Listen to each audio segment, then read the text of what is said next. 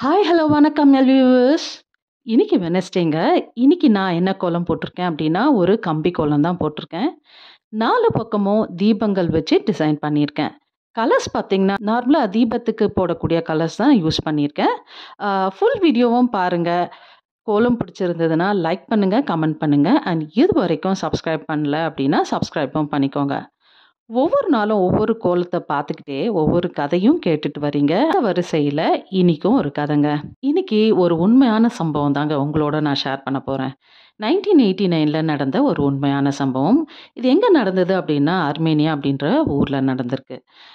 அந்த ஊர்ல பார்த்தீங்கன்னா, ஒரு பாசமுள்ள அப்பாவும் பையனும் இருக்காங்க. அவங்க 2 பேரும் எப்படி இருப்பாங்கன்னா, தோழர்கள் மாரி இருப்பாங்க.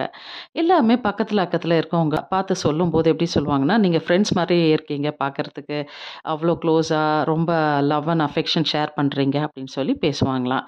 பையன் எப்பவுமே தன்னோட அப்பாவ ஹீரோ மாதிரி நெனச்சுப்பானாம். அதாவது சினிமால வர ஹீரோவ விட தன்னோட அப்பா தான் அவனுக்கு ஹீரோ. அதேபோல அவர் என்னெல்லாம் செய்றாரோ, அந்த வேலையெல்லாம் இவனும் ஃபாலோ பண்ணுவானாம். அப்பா என்ன செய்வார்னா, ஒவ்வொரு நாளும் தன்னோட மகன்கிட்ட வந்து, "உனக்கு நான் எப்பவுமே சப்போர்ட்டா இருப்பேன். நான் எப்பவும் ஹெல்ப்ஃபுல்லா இருப்பேன்னு" சொல்லி ப்ராமிஸ் வேற பண்ணுவாராம். சரி, "நீ எந்த சூழ்நிலையிலும் இருந்தாலும் சரி, நான் உன்ன வந்து காப்பாத்துவேன்.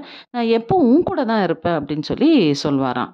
எப்பவும் போல அப்பா வந்து தன்னோட மகன கூட்டிட்டு ஸ்கூலுக்கு போறாரு. கார்ல போய் தன்னோட மகன விட்டுட்டு திரும்பி வரும்போது, ஏதோ வேதனையில இருக்கிற மாரி ஃபீல் பண்றாரு. யூசுவலா நம்மளும் ஃபீல் பண்ணுவோம். சம்டைம்ஸ் வந்து ஒரு மகிழ்ச்சியான விஷயம் நடக்கும் அப்படின்னா, நம்மள அறியாமலே நம்மளோட மனசு வந்து ரொம்ப சந்தோஷமா இருக்கும். அதே கெட்டது ஏதாவது நடக்கும் அப்படின்னா, நம்ம அறியாமலே நம்மளோட மனசு ரொம்ப வேதனையில இருக்கும். ஸோ அதே போல இவரும் ஃபீல் பண்ண ஆரம்பிக்கிறாரு. வீட்டுக்கு வராரு. டிவி ஆன் பண்றாரு. பார்த்தீங்கன்னா, ஒரு நியூஸ் வருது. ஒரு பயங்கரமான நியூஸ் இவரு வந்து கேட்குறாரு. குறிப்பிட்ட இடத்துல வந்து ஒரு பெரிய பூகம்பம் நடந்திருக்கு. 4 நிமிஷத்துல 30,000 பேர் வந்து இறந்து போயிருக்காங்க அப்படின்னு சொல்லி அவர் கேட்குறாரு. அவருக்கு கொஞ்ச நேரத்துல ஒண்ணுமே புரியல. இந்த கதையோட தொடர்ச்சிய நாளைக்கு கேட்கலாம். இதோட நம்ம கோலமும் முடிஞ்சுது.